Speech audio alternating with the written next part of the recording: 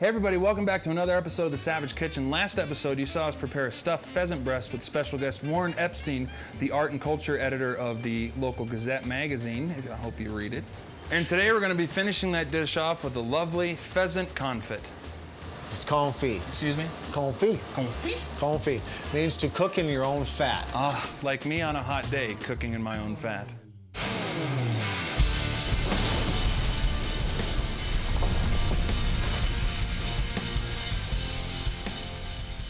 And actually, to help me finish this episode up, I'd like to introduce my sous chef here at the Cliff House, Pat Sweatnam. Pat, why don't you bring those pheasant legs in? Yo, it's Pat! What up? How are we doing today, Pat? The workhorse. The workhorse, the true genius. Yeah. Can't do it without them, but all right, let's get back into this. On your confits, most, like I said, they're cooked in their own fat. Most of the time when you're preparing these, you cover them in salt. We do things a little different here. Pat actually brought this to me. It's a little different. We brine ours like you would brine your turkeys. We brine our duck legs, and we're going to brine these pheasant legs. We're going to add into our brine, we've got fresh lemon, we've got orange, we've got some garlic, a couple bay leaves, we've got fresh parsley, rosemary, thyme, some black peppercorns, orange juice. We're doing a ratio of 2 salt to 1 sugar to about 1 gallon of water here. Pat, why don't you come on up in here and talk about this with me a little more? You know what brining does to meat, right? No. No? It tenderizes, take the blood out, you know. There's a lot of blood in raw meat. Salt and citrus will kind of sanitize the meat a little bit and draw the blood out of the meat. And also will get it more flavor and more tenderness through the whole cooking process. It does the work. It does the work for you. It does part of the work for you. Yeah, we're trying to intensify this a little more. So let's go ahead and let's get our brine going here. Actually, what we're going to do is we're going to take our lemon. You can cut it into 6, cut it into 8, cut them into half. There's not really a true technique. Trig, why don't you go ahead and do yours too? No, cut your stuff up. Come on, focus. Sorry, chef. Actually, Pat, Does he talk to you like this? No, it's still not a. That's beautiful, Pat.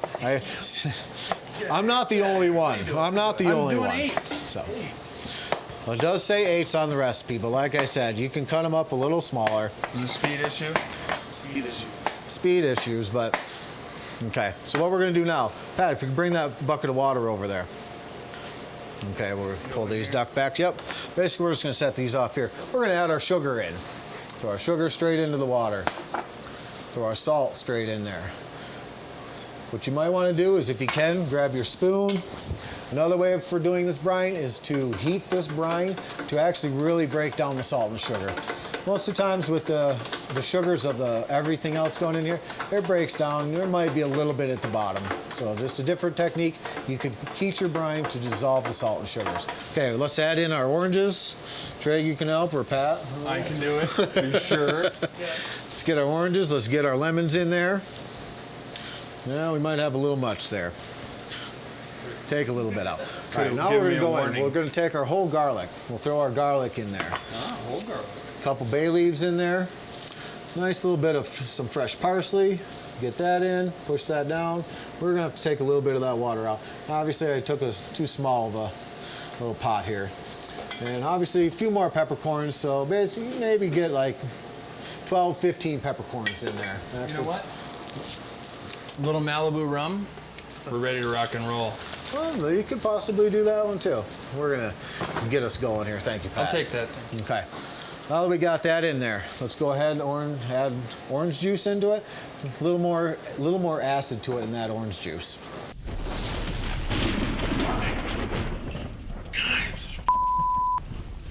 Hey! Throw a glove on. Let's get these in. Once again, playing with the fowl, playing with game bird, chicken, anything like that.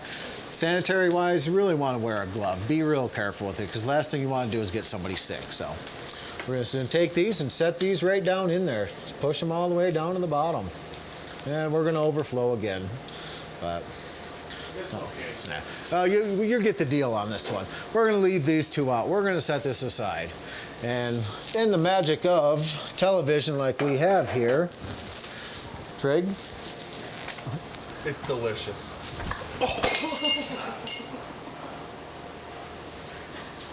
grab that. We'll clean this up here in a minute. Actually, you go clean that up right now. Pat and I are going to finish this episode up here real quick.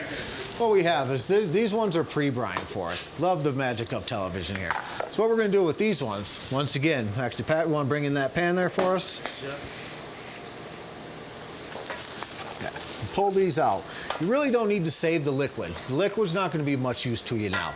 But what you do want to do is you want to throw some of the herbs, throw some of the orange, the lemon, the pepper, the peppercorns, the bay leaves. You want to get a little bit of that in there because what that's going to do is that's going to add a little more flavor.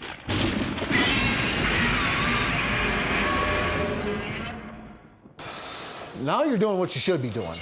Clean up after me. Someday you'll learn, young man. What we have is basically what we have, like the duck fat. Here's a duck. This is how I get it. I buy mine through Shamrock. Like I said, you might have to purchase this over the internet, or you could use an olive oil or some other kind of oil. It's just rendered duck fat. But what you also want to do is, I've got some already heated up. You're going to want to melt it down. It almost looks like a clarified butter. Real nice, clean. So what we're going to do is, with this all heated up, we're going to pour it in. You can see that's going in there really nice. Basically, what you want is you want to totally submerge these legs down in there. Push them around, push them down in. If you need to heat up a little more, you got all your essential ingredients in there, plus your duck fat. Now we're ready for the oven. What you're going to do is 250-degree oven. Pat, how long do we usually cook this for? About 6 hours, Chef. 6 hours. It could vary. What you want to do is maybe start at, say, at 5 hours or somewhere in there. Take it out. Be very careful. It's going to be hot. Take a pair of tongs. Pick a piece out. Take a look at it. What it's going to do is the meat should fall off the bone. Just be beautiful. It's a duck fat jacuzzi. Yeah. Well, and would you like to get in the duck fat jacuzzi? You like to cook in your own fat, right? Say you're sorry. Say I'm sorry. Say you're I don't sorry. think he's ever said Trig. sorry. It's a pleasure having you here. And I would like you to keep working with me, but I'm not going to say I'm sorry. You need to focus. This is business. This is cooking. But, Trig, I'm sorry. Trig, I'm sorry. Trig, I'm sorry. Trig, I'm sorry. Welcome back. I will. Okay. All fun aside at this point in time, this is hot grease. We don't really want to play around with that. But now we are ready for the oven. Put this in, like Pat said, 6 hours. Check it at 4 hours. See if it falls off the bone. If it doesn't fall off the bone, time it for maybe half an hour increments after that. Pull it out, let it cool. The best thing about this, leave it in the fat. What's it do? Preserves it. You can let this sit in your kitchen or in your refrigerator for 4 weeks, as long as you keep it covered. Bacteria doesn't get to it, Chef. Exactly. Keeps the air away from it. Bacteria needs air to grow, so, yep. And should be a beautiful, wonderful thing. Chef, I gotta go cook. I gotta get out of here. Thank you, Pat. I appreciate it. Thanks, Pat. You weren't quite the buffer that the last special guest was. Well, if you would have been a little more focused instead of going out and getting a drink and playing around, we might have been able to get through this and, you know. I'm sure it's going to be delicious, Chef. It will be delicious.